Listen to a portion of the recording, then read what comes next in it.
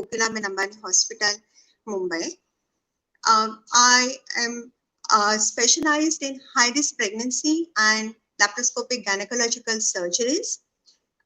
As you can see, you can say I have an international experience. I have been trained in UK, London, and I'm one of the few doctors who got the degree and felicitation from the Royal College of Obstetrician and Gynecologist, that is FRCOG. And I have been practicing in my field for last 25 years. So today, I want to thank Aspirin She for allowing me to use their platform to connect with you all. And today, we are going to talk about how do we get ready for your big day, that is your delivery. Pregnancy, delivery, these are lifetime experiences, and there are lot of anxieties that is very common in first time moms, and every pregnancy is different. With current situation going on with pandemic, there are lot of challenges a pregnant woman faces, not only physically but mentally, emotionally, and psychologically. And pregnancy itself makes it more difficult because of the hormonal changes. And when you reach to your 9 month, that is when your due date is coming nearby, the anxiety is at peak. And we call this as anxiety of unknown. Basically, there is a lot of information on social media, on internet. There are books where one can read. But as you know, unless you go through it, you wouldn't know what is it, right? Unfortunately, there are no mock exams or any dress rehearsal which one can go through to predict how it's going to be. So I think what we are going to touch upon today, that how we get ready to go through this roller coaster, which I would call as a adventure. And when we are ready physically, mentally, and we kind of cover all the aspects of this process, then I think at least we are ready to face this lifetime experience. When the due date is coming nearby, I think everybody must have sorted out their maternity leave and what one needs to do, a mode of delivery and everything.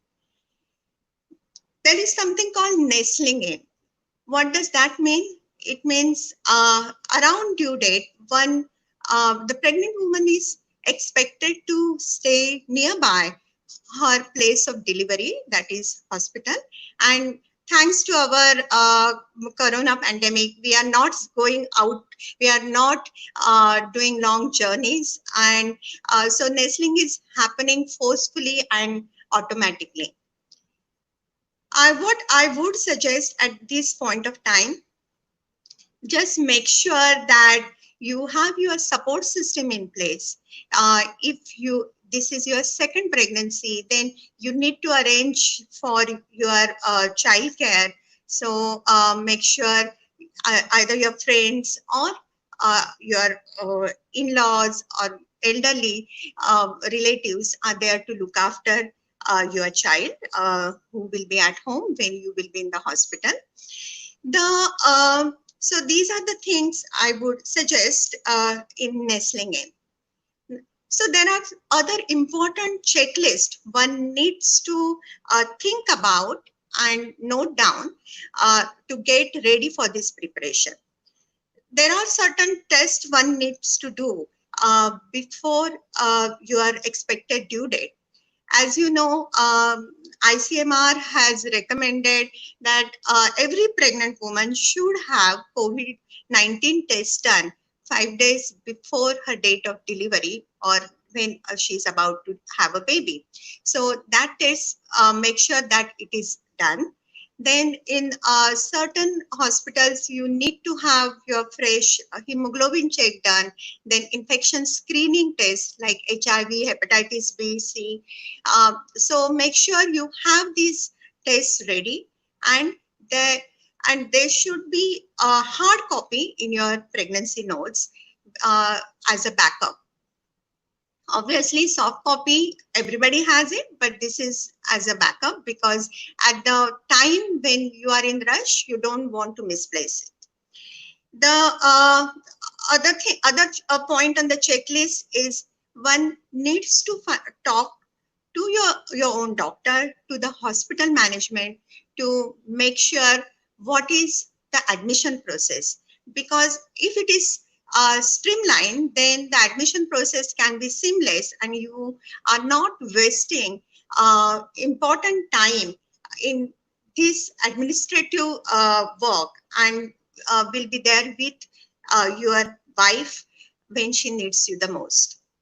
So admission process, mostly people may have insurance, so cashless facility, the or packages for delivery, which one you want to choose, and what kind of facility you expect, so that you can do a choice well before. And uh, and when you go to the hospital, it's clear documentation what kind of level of care you want from the hospital administration. Now, for cashless or TPA, one needs to make sure that the processing time, the paperwork which needs to be done, and it is always better to initiate all those processes well before in hand. So this is about admission. Now, the third point I would like to say is what you really need to take yourself along with you when you go to the hospital to have your baby. So you must have come across a lot of information about the bag, the delivery bag, but I would say the bag is of more importance in current scenario, because because of lockdown, because of the availability of things. So we want to make sure the essential items in your checklist, whichever the hospital gives you, is there in your bag already packed. So ask to the hospital what are things you want to get along with you. Some may ask for some baby clothes or diapers, those kind of a thing. And most important thing in your bag is your pregnancy notes or antenatal notes, because these are the most important documentation doctor needs to make sure that you are pregnant, how your course in the pregnancy has been, are there any risk issues. So it's do not forget to have your antenatal notes, and I would really say there should be always a backup of your antenatal notes, either soft copy in your phone. So this is the most essential thing. Now, how do you know when to go in to contact the hospital, or when to go in labor? So when 37, 36 weeks onwards, it will be a good idea to talk to your doctor to understand what do you expect, what do you mean, and how to differentiate between normal aches and pains of pregnancy, and what are the true signs of labor pains. See, nowadays, meaning after 28, 32 weeks, that is third trimester, you may start getting little bit period like tight feeling or discomfort in your tummy. Those we call them as a Braxton Hicks contraction. So labor pains are one step ahead. These pains usually start from the lower back. They will travel in the front of your tummy, and whole of your tummy will become really tight or real hard like a cricket ball, and it will be very painful. It will it will stop what you're doing. It will catch your breath. and it will make you cry. So single one pain is not a labor pain.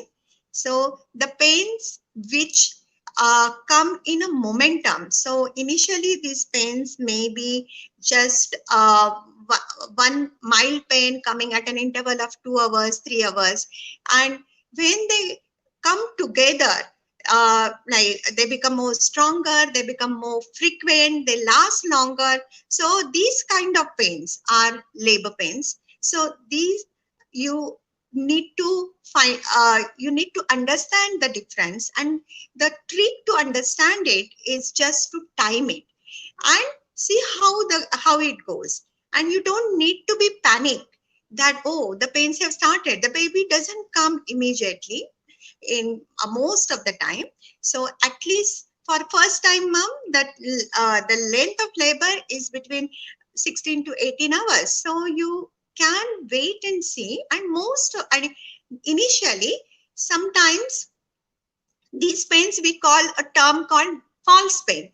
So that means these pains do not lead into actual onset of labor. So how do you differentiate this? You have a rest, have a hot shower. If these pains are false pains, they will go away. So that's one of the sign of symptom of labor. The another way the labor pains can or labor can start is uh, there is something called show. So what is show? It is a discharge from down below, which is thick, mucousy, and it has blood in it. It happens because the neck of the womb opens up and it is the start of the labor. So that's the second sign. The third sign may be sometimes when the water bag breaks. The water around the baby is contained in a sterile bag, and it can break by itself spontaneously. And when that happens, there is a sudden gush of water coming down, trickling, soaking your underclothes and completely. So this is a time you don't need to be panicked, and you just have to make your way to the hospital. So these are the signs and symptoms you should look out for. And then you have to have most important thing in your file is the detail of the emergency contact number. So communication is the most important key. So you need to contact your doctor in charge and the hospital emergency number to let them know what is the current situation, and making sure that they are aware that you are making your way to the hospital so that they are ready to receive you. So the, so this is very important, important number you should have on the top of your file. There, because of the corona pandemic, the transport can be an issue. So it's important to you carry your notes. You, if you have your own vehicle, that not a issue, not a problem. So either you can drive yourself. If you don't have access to your own vehicle, then talk to the hospital administration. Make sure they have some facility available for transport or ambulance services which you can use. This saves you running around and being in a panicky situation at the crucial time. So we covered with communication. Now, I think when you are there, when the labor pain starts, one need to make sure that you have made up your mind, or you have chosen what is going to be your pain relief. So labor is, meaning you must have heard from lot of people, from elders, or it is the most painful situation, how you going to go through the labor pain. See, everybody, you don't have to get scared because of that. You will be amazed that how strong you are if when you uh, look at your labors reflectively. So everybody have different threshold of tolerance of pain, and one should be open to different modalities of pain relief which we offer at the hospital. So I personally believe one needs to be in control of the labor pains so that you and your baby will be at um, will be at uh, in a position to have a natural birth. Basically, it's important that the different type of pain relief, like you can go for injection, there is uh, gas and air, there are epidural. So these are medical ways of making you comfortable so that you can carry on with labor pain and achieve a natural birth, vaginal birth. But there are other alternative medicines or complementary methods, like some people prefer hydrotherapy. They are comfortable in water bathing.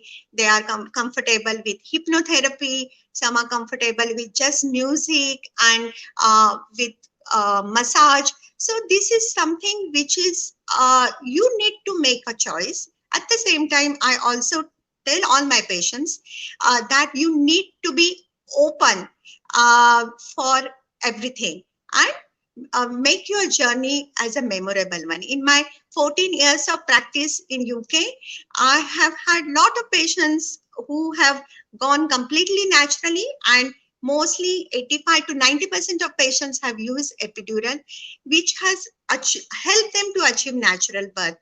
But it is always a step ladder method. So that is, but one needs to be open for that.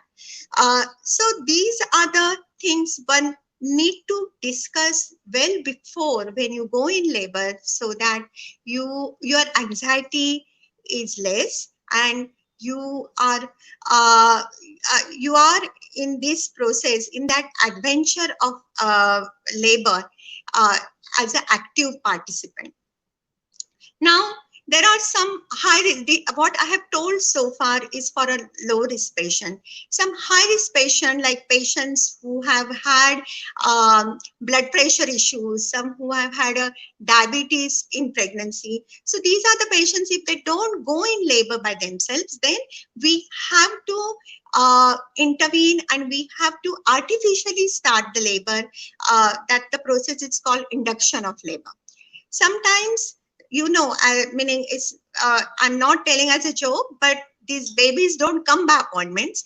Though one date is given as your due date, it has been seen about 2 to 5% pregnancies go beyond their due date, and it is perfectly safe to wait beyond your due date for a couple of days, but to wait for onset of labor naturally. But if it is not, then we have to go for something called induction of labor. So before we go for induction of labor, there is something called membrane sweep. So what does membrane sweep means? So if this is the baby's head and it is covered by a bag of membrane, so what we do, we do an internal examination, and we can, if the neck of the womb is open up, so as you can see, my finger is coming through. If my other hand is the neck of the womb, it's coming through the neck of the womb, and baby's head is here, and the bag of membrane is around it. So I will do a sweeping action so that the bag of membrane gets lifted up. So this procedure is not an invasive procedure. It is a part of examination, and what it does, that it helps to release substances which are shown to trigger labor pains. So the membrane sweep itself can trigger onset of labor pains by themselves in about 30 to 40% patients. So if somebody is high risk and they want to have a spontaneous labor, onset of labor, this is something one can try at around planned due date, maybe a couple of days before.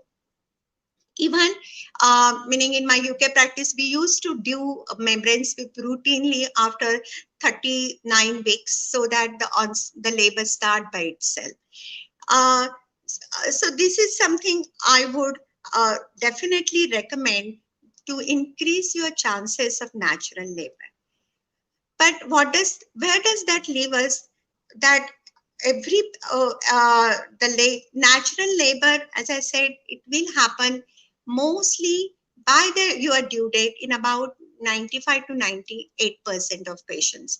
But if you go beyond your due date, it is safe to wait for 5 to 7 days, but we need to make sure the baby is fine, the fluid around the baby is fine, by doing certain tests to uh, confirm baby's well-being.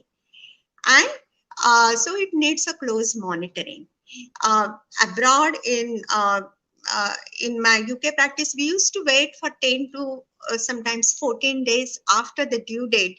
Uh, and then if the patient doesn't go in labor, then we have to induce the patient. At that point of time, one has to discuss the the risk of baby staying in for longer time and the risk baby can have against the risk of induction of labor. So this is in short about how to prepare for labor and delivery. I know there are a lot of anxiety at abroad. We used to have support group, antenatal group, where mothers, to be mothers, can discuss with the mothers who have recently had babies. Here we get lot of information which may from our in-laws, from our mother, but we don't know how authentic it is and how we can relate it in modern words. And then we all get kind of labeled, oh, these modern girls, they are weak, they cannot withstand pain. Don't go on all this. Be realistic, be open. Most important thing, be active and be very positive that you have gone through these 9 months by your own will and your own courage, and you will go through the last phase, that is you will go through the finishing line safely, and it will be a memorable experience for you. So good luck, and I thank Aspiring She for allowing me to connect you on this platform today. Thank you.